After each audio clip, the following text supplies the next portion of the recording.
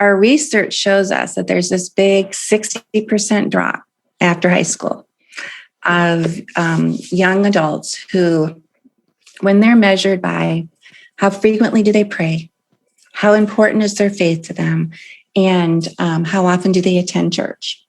On those measures, Christian Smith and the National Youth and Religion Survey, that data points to this big drop.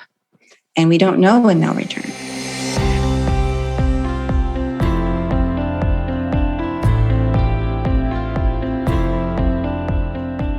Welcome to World Methodist Evangelism's Real Faith, Real World podcast, where we connect the faith within us with the world around us. World Methodist Evangelism desires for Christ followers within the global Wesleyan family to become agents of transformation by sharing the gospel through the power of the Holy Spirit. Now in our 50th anniversary, we do this through training, gathering, and resourcing to fulfill our mission to connect and equip and encourage networks of Christian leaders to build faith-sharing movements around the world. You can learn more on our website at worldmethodist.org. I'm your host, Rob Haynes, and thank you for listening. And thank you for the generosity of Christ Church Memphis for making this podcast possible. One of the things that I've found around the world, not only in the United States, is the desire for churches to connect with young adults. It seems like this is one of the most difficult generations to reach, and even more so today. I've heard many churches tell me that if only they could just get some young adults inside, they might be able to keep their church alive. Well, I think reaching young adults is much more than just keeping the church alive. And my guest today, Beth Severson, has some helpful advice on how we can reach and keep unchurched emerging adults. Beth, welcome to the Real Faith, Real World podcast.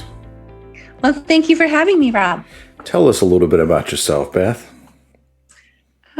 Well, I have been an associate pastor on two church staffs, one in the Milwaukee area and one in the Kansas City, greater Kansas City. I've also been a church planter. And then as well, for the last 10 years, I've been working in the academy. So as an adjunct and associate director of a couple grad programs, and then also finished my PhD and have been teaching at North Park University in Christian ministry studies and youth ministry in the last 3 years. Yeah. And what are you up to now? Yes, well, we're having a very recent change. About 3 weeks ago, my husband took a lead pastor role at Montecito Covenant Church. So we moved from Chicago to beautiful Santa Barbara. And I am actually praying about what God has for me next. Sure. You have done quite a bit of work in, as you said, in pastoring and in teaching in different institutions. But all of those sorts of things have a backstory. And you shared with me very briefly before about your own Christian walk and how you became a Christian through the influence of some people through a Methodist connection. So I wonder if here on our Methodist podcast, if you would share that story a little bit too. Certainly, I would love to. So I was invited to attend United Methodist Church camp in, I believe, Syracuse, Indiana. And I believe it was called Epworth Forest when I was in middle school. So probably around age 12 or 13. A girlfriend invited me, and I had a wonderful experience at that camp, so much so that I went back again another year, really as a guest of my girlfriend. Yeah. And truly at that time is when I actually understood probably the gospel for the first time, who Jesus is, understand God better, and how much Jesus actually loved me. You know, those are messages I had not received in my church, or I didn't understand them. Right. And it was explained in such a wonderful way of connecting those dots for me that I can recall being in a small group and praying with a leader, and had a little piece of paper that for years that said, I received Jesus Christ as my Lord and Savior. Well, that's wonderful.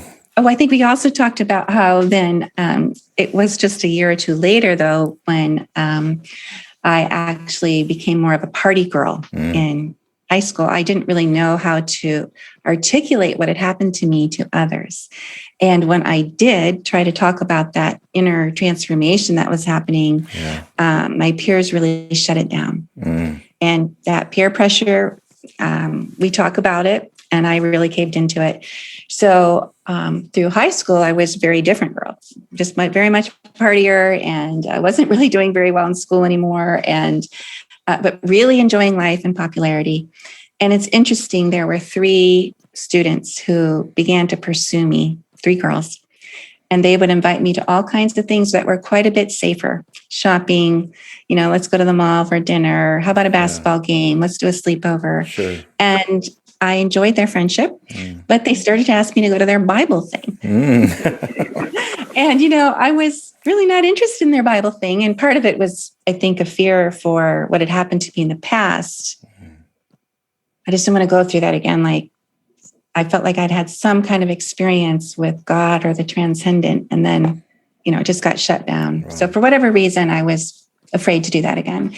And so after about 6 months, though, they wore me out. And I thought, you know what? I'm going to go tonight, and I'm going to say, I've been there, done that. It didn't work for me. Right.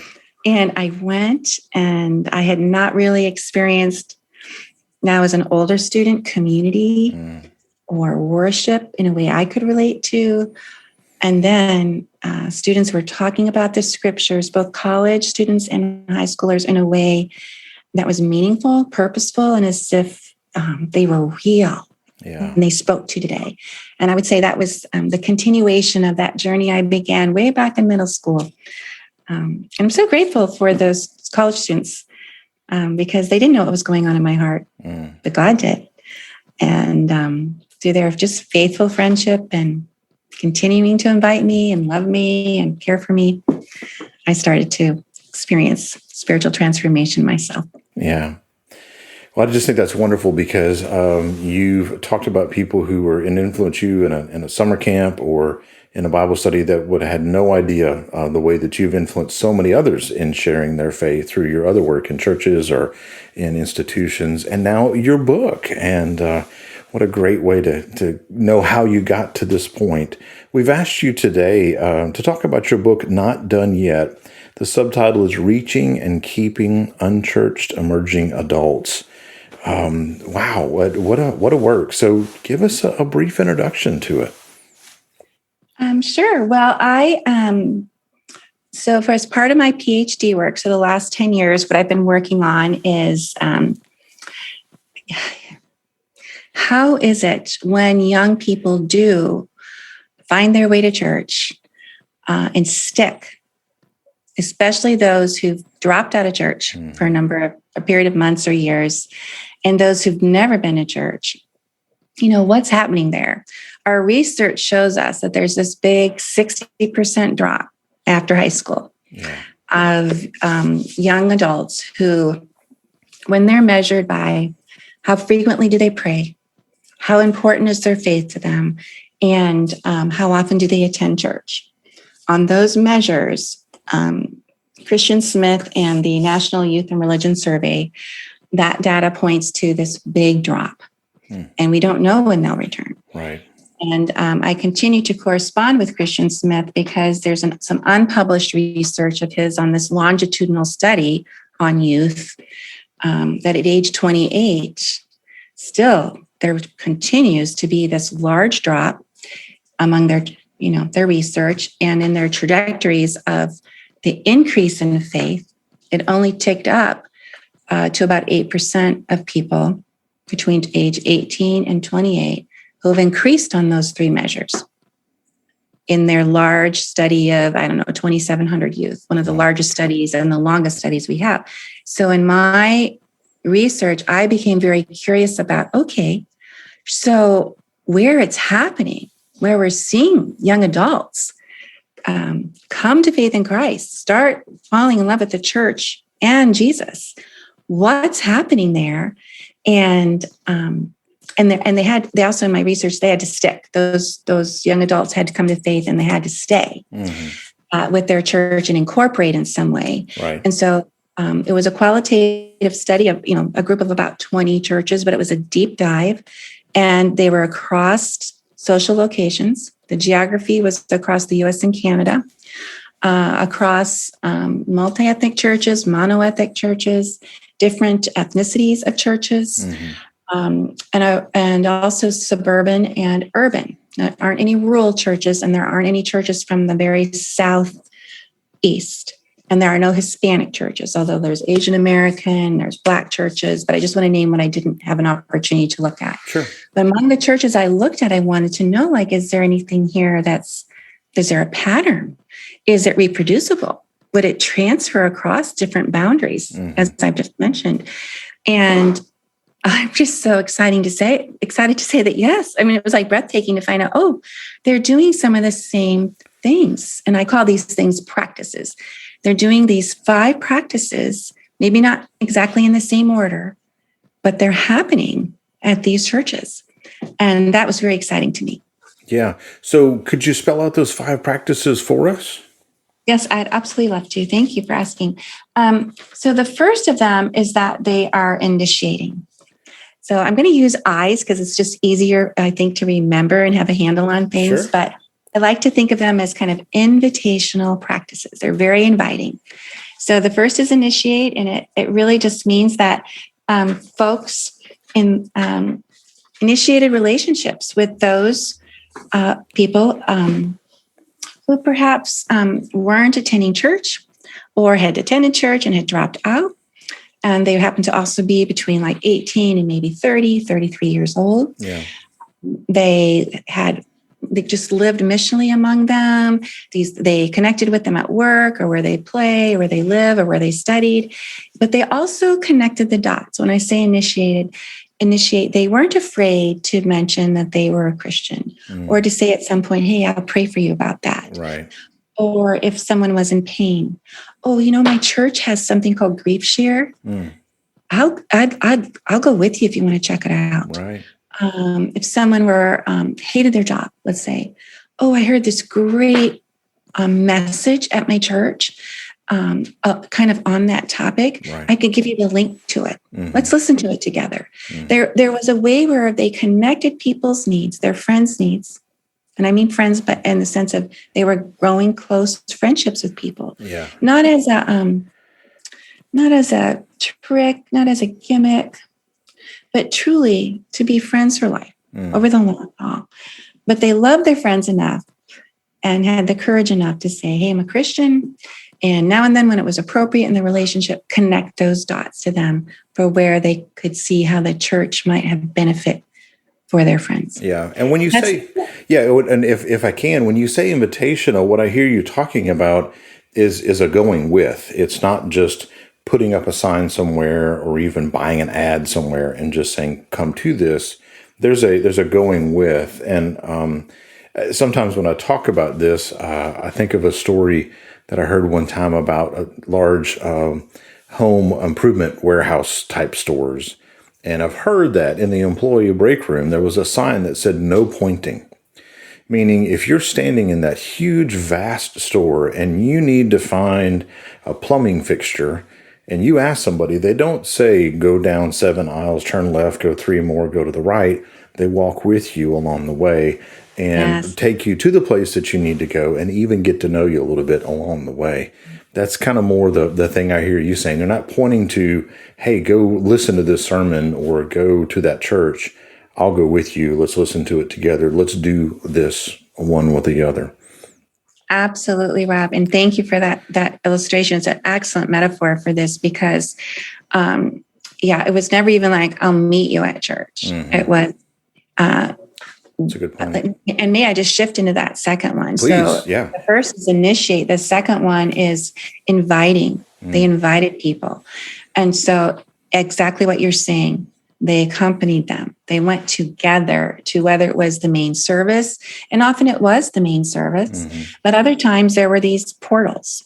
And so what I call portals, in the sense of like an on-ramp of some kind, where you might have been invited to play volleyball, or you might have been invited to a game night, a film night, hang out. We're going to have a bonfire in our backyard Wednesday night, and some of my friends from church are coming and some of my other friends, and just love to have you come. Right. So there was this, at some point, extending an invitation enthusiastically to church activities or events where young adults were warmly welcomed. And that's Excellent. The other part of this inviting.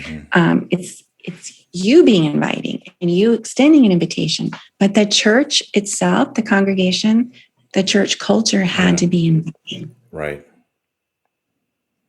Well, I think you're so wise to point out the church culture.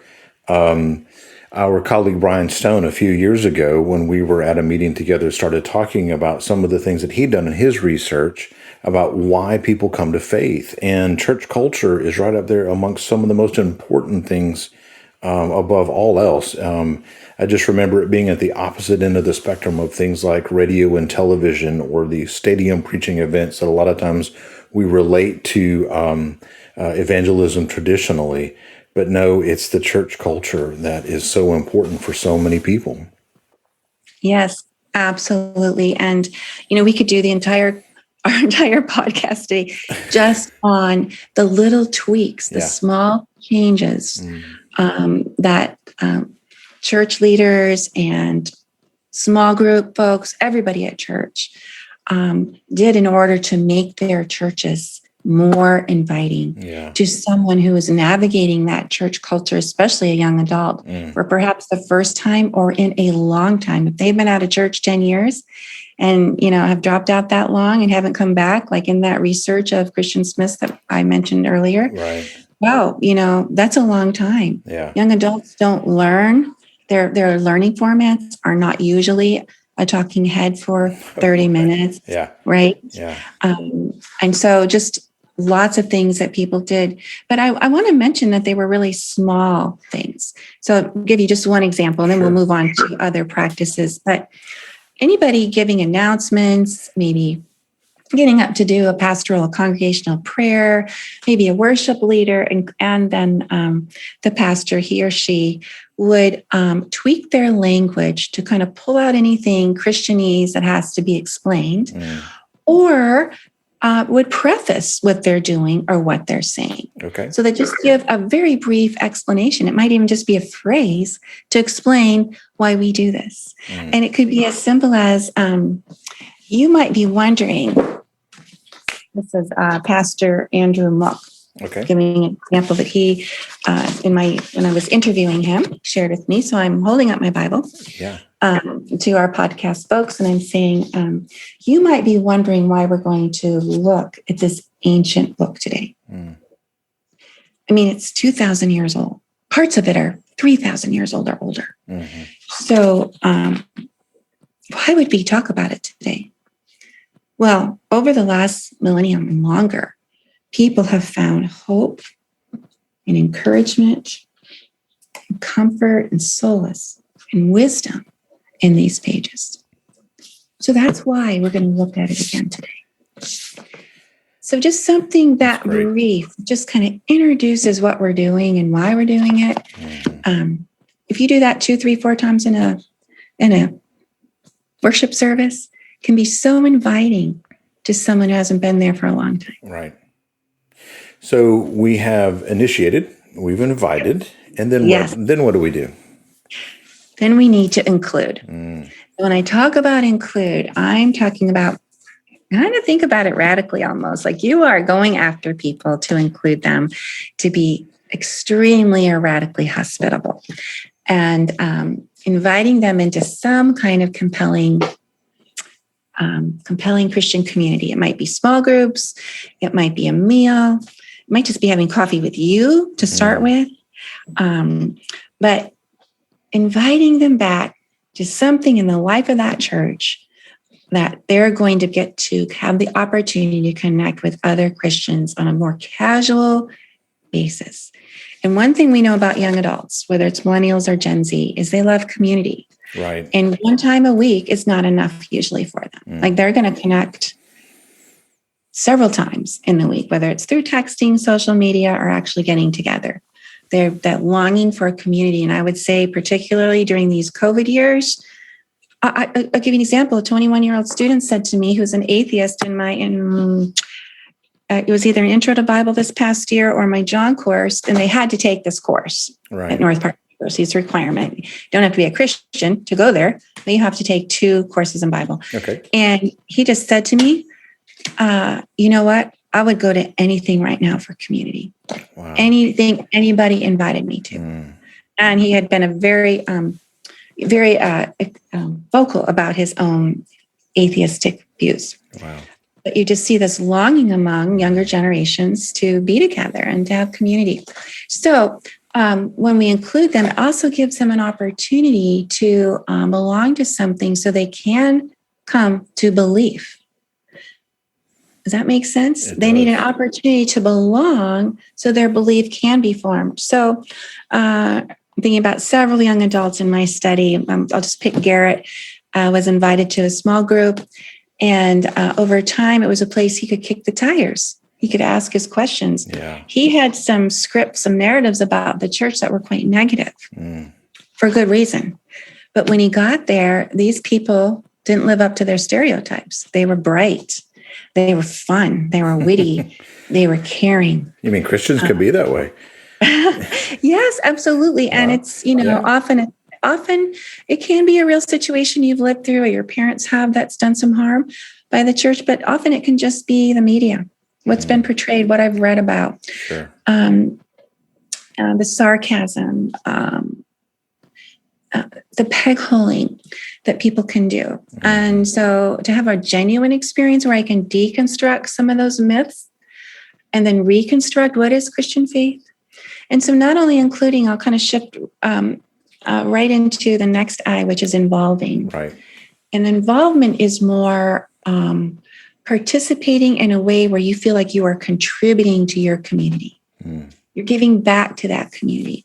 And the interesting thing about how people belong today is often they don't feel like they really belong until they're contributing. Yeah. And so it's almost like a circle story. If I can find a place to belong and I can start to contribute, I will feel like I really belong. Right. Right. Even whether it's, hey, I'm going to bring some dessert. I'm going to, you just asked me to serve on the tech team together. Yeah. Or you said, hey, we're going to feed the homeless this Saturday. Can you come out join me? Often young adults actually feel like they belong to a church before they have any belief in Christ. Yeah. It's their church because that's where they're contributing. The final thing I'll say about involving as I transition to investing is that young adults have aspirations. They aspire to be a part of a community. They aspire to be a leader. They aspire to contribute to this incredible world we have where so many people are hurting to make it a better place. But they don't always find a way to live out those aspirations. So by being invited to belong and being offered a place to contribute meets those aspirations. Yeah. And then what also usually happens then, by that time, if they're in a small group or they've started to come and maybe they've showed up a few Saturdays to help out, whether it's with a youth group event or it's caring for the greater community, they're on the church's radar and they begin to be invested in. And that church is investing in young adults.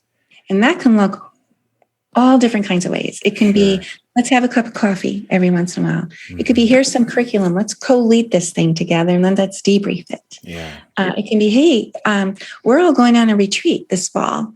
And why don't you come with us? It's a young adult retreat, or we're all helping out with youth group and we're going to take the youth on a retreat. We need people that just hang out and help us feed them, help us play pickup basketball. Right. You're never going to be alone with a young adult. We're a youth. We're always going to be with you, but we just need more hands on deck. Yeah. Whatever it is, they start being invested in. And so because people have initiated with them, they have new friendships, they've been included, and they have a sense of community now. They've been involved and they're contributing before even faith commitments. And someone's investing in them. Wow, that church becomes very attractive to them, and they start doing the same thing. They start inviting their friends, and usually not just 1, 2, or 3. Usually it's like 8, 9, 10 people come. Yeah. And my final I is immediately. Do it with immediacy. They do not let these churches that are vibrant, who really connect to young adults, they don't have to be big churches. Yeah. They don't have to have tons of young adults, but they do need to do this rather swiftly. Like they're not leaving that young adult to navigate church alone for week after week after week. They're like with them, inviting them to small group, like within the first few weeks, first week, 2 weeks, into contributing in some way. And that is just so key to how the whole thing works.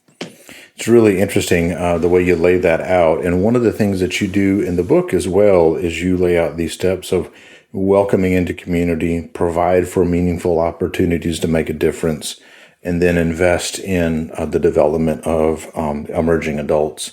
And you've used some words there just a moment ago that made me think about that. And that was one of the things that I wanted to draw out of the book is a generation or two ago, as the church, many would see, was on the increase, and maybe even say in its heyday in the United States. Some people have described it that the preaching and the programming was such that you were expected to come in, and the pastor's job was to convince you to believe, and then the pastor would convince you how to behave, and then the pastor would tell you that now you belong. And there were these hurdles to jump, but what you're offering is much the opposite. And there's this sense that emerging adults are longing to belong first, and then they'll even behave in a certain way if you ask them to belong. And then the process is such that they begin to believe what you're teaching them. Am I characterizing that correctly? Absolutely right. It's almost as if they're invited to try this out. Try out Christianity. Try out Christian faith and see if it fits. Young adults are exploring their identities, right? They're trying to decide, what am I going to be? Vocationally, who am I going to be as a person? Who am I going to travel through life with? Who's going to be my partner? What are my groups going to be? All these things they're deciding in their 20s, early 30s. And just by giving young adults the opportunity to explore church life and what it's like by inviting them into community. Oh, well, when they're in community at small group, what happens? Well, we pray at some point, and they hear a prayer, not from the pastor up front. Right. They just hear normal, everyday Christians praying. There might be a worship song, maybe not. They're definitely going to probably at some point talk about, if not read scripture. There's just all these enactments, these Christian things we do. And if we invite them to contribute, they're going to serve. Isn't that what we have? Don't Christians serve? So they actually behave like Christians. I say in the book, they do these enactments that we do as Christians, which allows them to kick the tires even more and see if this is going to work for them. Or another metaphor, I'm just trying this outfit on to see if it fits me. Right. So, Beth, let's think about this in another way, too, talking about the way we always used to do church. Many in the legacy church or the established churches that are still running today, many of those people are from older generations. And research from Pew and others points out that about half or more of churchgoers are already over the age of 50. But the median age in the USA, for example, is 38. So already the church is an older community without even engaging emerging adults. So what are the generational barriers that we might need to think about if we're going to do this kind of ministry? Well, there are several, but I think they can be overcome. So I want to fill us with a sense of hope. Yeah, please. I think it's great to acknowledge these and to think about what can we do about them. And I hope folks will even maybe think about these things and talk about them in their small groups at church. And, think about how could we make some small changes that might have big impact. Right. But the first one I would just mention is that churches think they're friendly. We think we're friendly. Right. And actually we're not. I have to say that. And I don't want to hurt anyone's feelings, but generally, unfortunately, we are friendly to one another, and we gravitate, if we're kind of 40s, 50s and older, we gravitate to people we know just unconsciously. Yeah. It's not like we even mean to do it. And so before and after service. We just kind of gather and look for the folks we know, and we want to check up on them and see how they're doing. Yeah. But it's really, really easy to not be then on the lookout for people who might be giving off signals or clues that this is their first or second time. Yeah. And you can tell that by, are they not quite sure where to go when they step in? Mm-hmm. Do they have kids? And you can kind of see they're maybe trying to figure out where is the nursery or where do the youth meet, or do the youth come in with us? They're maybe looking for the welcome table or center. Right. So we very much unintentionally can walk down our church hallways or even into the foyer with blinders on, Mm-hmm. Not seeing people we don't know, not really smiling either. It's very unintentional, but, we might have something on our mind at church. Mm-hmm. And what I would really want to encourage listeners is what should be on our radar at church, or can we make that small tweak? And when we're at church, be thinking, okay, before and after service, I really want to have on my radar, I just want to look around and see, is there anyone here I haven't ever met? Wow. Or maybe I've only met them a few times. Mm-hmm. It could be someone's been coming for a little while and they still haven't really connected with people. So we instead, here's kind of another generational barrier. I'm over 50, so I can speak to this. We tend to shy away from people that we don't know. We might think, instead of like leaning in with a smile and just saying hello and stopping to ask someone a question whom we haven't really met before, we've only seen a couple times, or we don't know them, we may feel like, I'm not really sure what to ask them, or why would they want to get to know me? I'm so much older than them. Yeah. And actually, and I will address that in a moment, but I want to encourage you to think about all of us having a question or two that we already have planned to ask anyone we don't know. Okay. And if you don't know what to ask, you can borrow my question, please, which is almost always, tell me about you. Yeah. I'd love to know more about you. Yeah. And people sometimes will say, oh, what do you want to know? And I'll say, well, what would you like me to know? Or, tell me how you spend your days. Yeah. Or, what are you doing in your life right now? If you're not really sure they're a student or are they working, you can just say that. Just make it a couple generic questions that you have like in your hip pocket that you just know you're going to ask people that. What are you looking forward to? Just kind of go with the flow. But as long as it's not, if it's an open-ended question, you're going to be in a good place. Yeah. And remember, the person you're talking to might be a little shy too. So having 2 or 3 questions is really great. Or saying, hey, you want to get a cup of coffee over here? Here, let's walk over and get some coffee. Right. Or do you want to sit down for a second? Church doesn't start for 10 minutes. Why don't we get some coffee and or stand, hang out, whatever. I'm just saying, just try to get it to extend a little bit more for a few more minutes.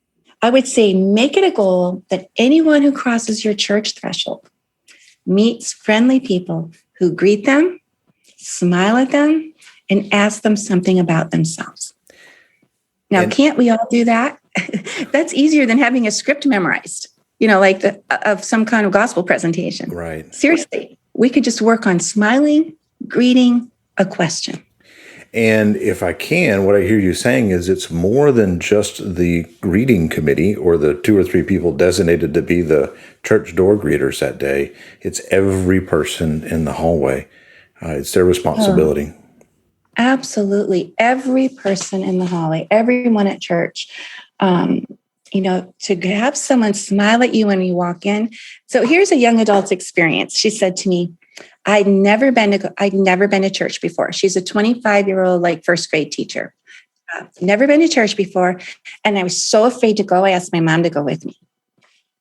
And she said, so when we got there, people were just it was amazing. We sat in a row and people just moved right over next to us and smiled. Someone turned around from the pew, that she didn't know the word pew, but she said from the row in front of us, and they smiled at us and they asked us who we were. And, they just kept chatting away. And she goes, and then who I learned later was the pastor came in and he just would walk up and talk to people in their rows and ask how they were doing. And it just felt so homey. She said, she used that word, homey. Everyone was just so friendly. it was great. And then after the service was over, we kind of went out in the foyer, this kind of area. She didn't know the word foyer either, but this area outside of the church doors. And there were these like tables set up, and people were like on the outside of the table, and they just kind of said, "Hey, are you in a city group?" "Oh, what's a city group?" So a city group is just like, it's in geographic locations around our area. And sometimes you might live closer to there than actually to church. And it's a way to meet people once a week. We get together, we talk about life, talk about God. It's just a great way to connect. So she starts going to city group. The next Sunday she comes, she said, "Oh, and I went back to that kind of where the tables were again." And someone said, "What would you like to do here? Would you like to serve here? What would you like to do?" And she said, "Well, I'm a first grade teacher." And they said, "Oh, we could use people with our 4-year-olds or 5-year-olds. Again, we do background checks. You're never alone. We give you curriculum. You're always in a team. Would you like to be involved here?" Easy access. Warm welcome. Beth, I love that not only do you have solid academic work, solid church experience, but also the stories, the on-the-ground stories that have seen this played out, and that really can work. Because for some of us who may be leading churches that are listening, are thinking, my congregation, the average age is nowhere near an emerging adult. But there is hope in this, because there are emerging adults in every community that we can reach out to, right? Absolutely. Yes. What other words of hope and encouragement would you give to not pastors alone, but also people who are leading in their church or resonating with exactly what you're saying? I don't even have a role on the major committees, but I really do have a heart for emerging adults. Yes, absolutely. You can begin by inviting yourself. You can begin by talking to those friends, your small group, about how can we be more welcoming to young adults.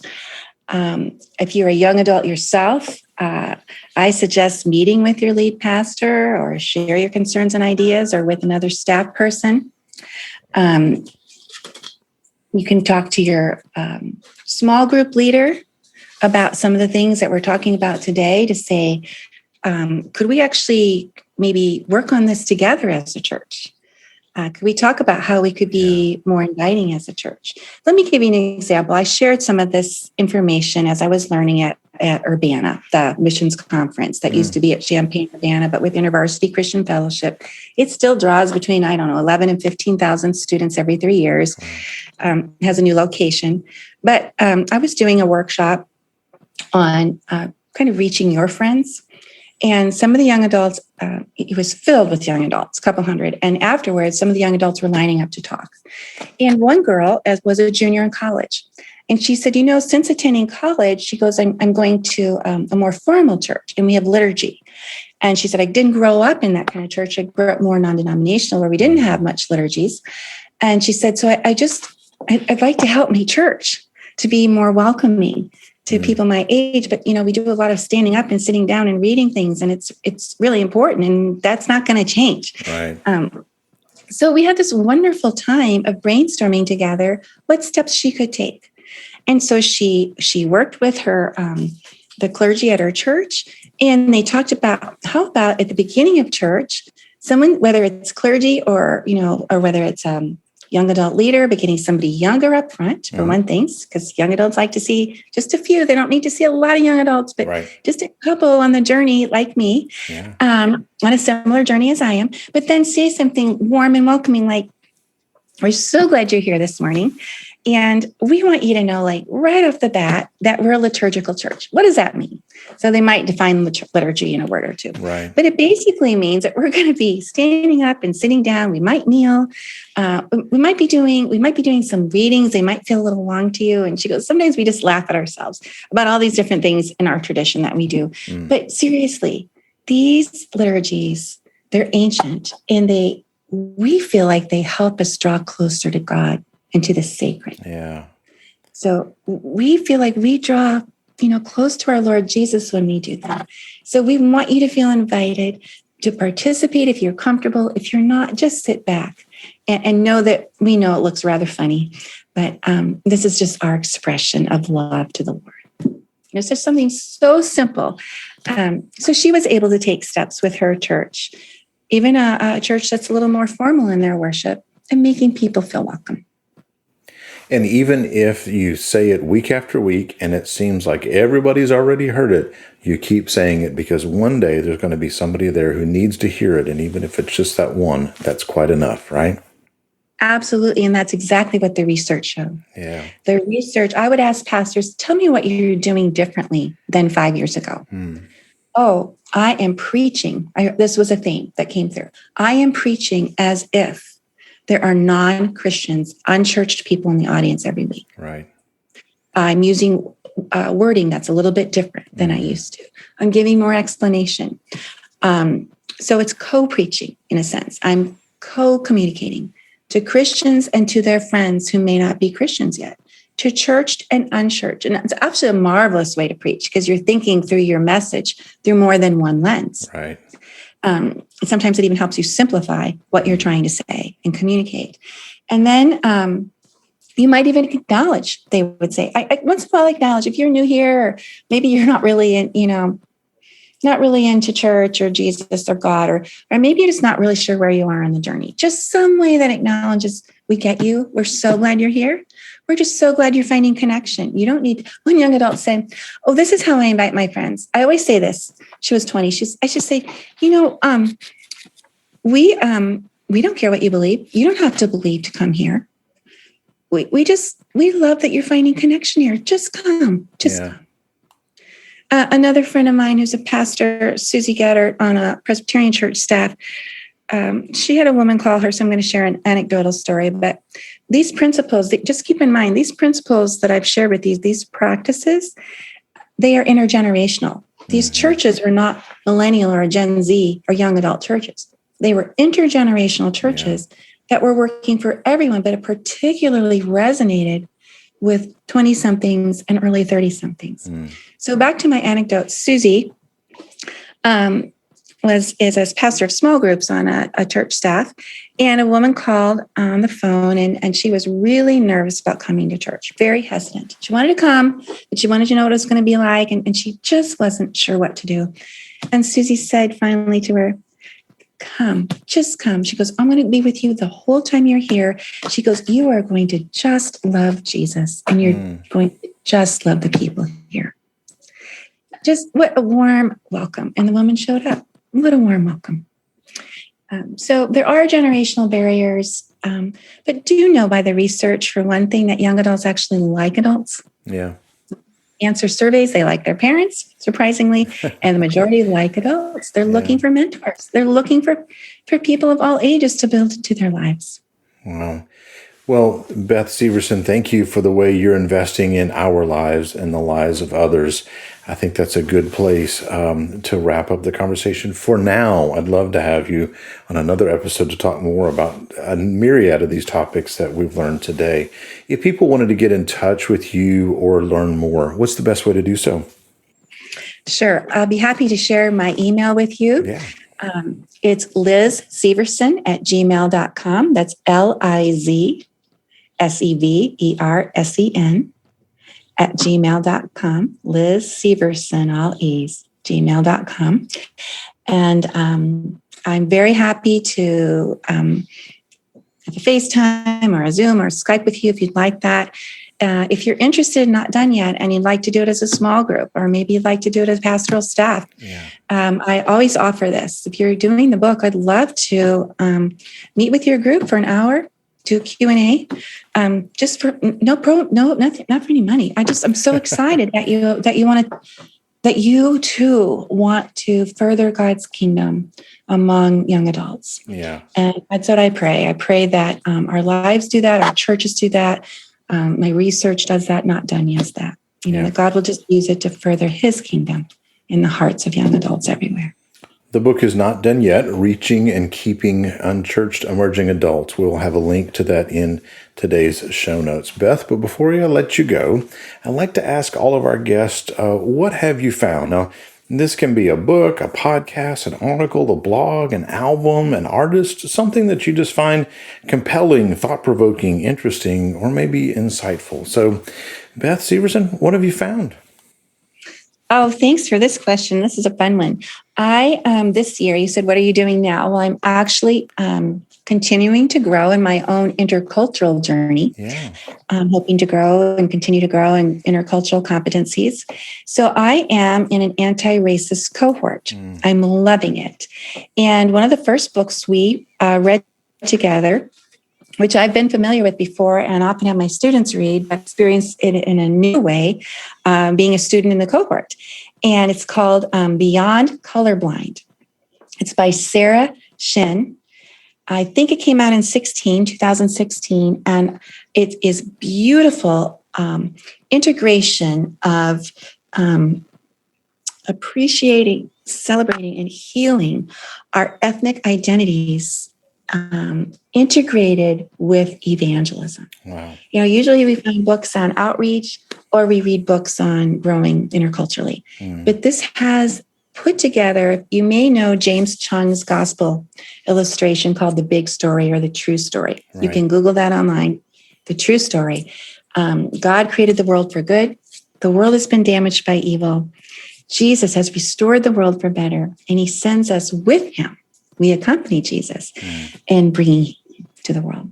So Sarah takes those same principles, same propositions, and applies them to the healing of ethnic identity and evangelism.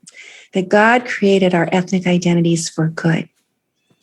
Our ethnic identities, whether you're Asian, African, Latino, whatever your background, have been white, have been damaged by evil. Jesus restores our ethnic identity for good, and then he sends us together to heal people's ethnic identity. It is filled with beautiful stories of people coming to Christ and beautiful examples of the goodness of our diverse cultural ethnic backgrounds and how we learn more about God from each other, and also how God can use those to help others come to faith in Christ. So, beautiful book by Sarah Shin, Beyond Colorblind. Excellent. Thank you. My what I've found this time is an app called Every Moment Holy. Now, this is a printed volume, two volumes that are out now from Rabbit Room, which is from artist and musician and author Andrew Peterson. And you're talking about liturgies, and this app is all about liturgies, and it brings new liturgies together for the most ordinary events of life, such as a liturgy for feasting with friends, a liturgy for laundering, a liturgy for the first hearth fire of the season. It's just everything you can imagine in there. And this has really meant a lot to me and to my family as we have participated in these liturgies together. The app is relatively new, but that is available now, not just in the printed volume, and that's really meant a great deal. Beth, thank you so much for being on the Real Faith, Real World podcast. We hope we can have you back again soon. Thank you, Rob. I'd love that. God bless. I so appreciate what Beth is doing in terms of helping us understand this idea of believing and behaving and belonging and a reordering of those concepts. I'm convinced that it is that reordering that's going to help us reach new generations of Christians. We'd love to hear from you about your questions, your comments, or your suggestions for future episodes on the podcast. You can reach us at podcast@worldmethodist.org. You can also find us on social media. You'll find the links in today's show notes. You can also find me on social media. It's Dr. Rob Haynes, DrRobHaynes. Our thanks again to Beth Severson and to Christ Church Memphis for their sponsorship of the Real Faith, Real World podcast. Thanks for listening.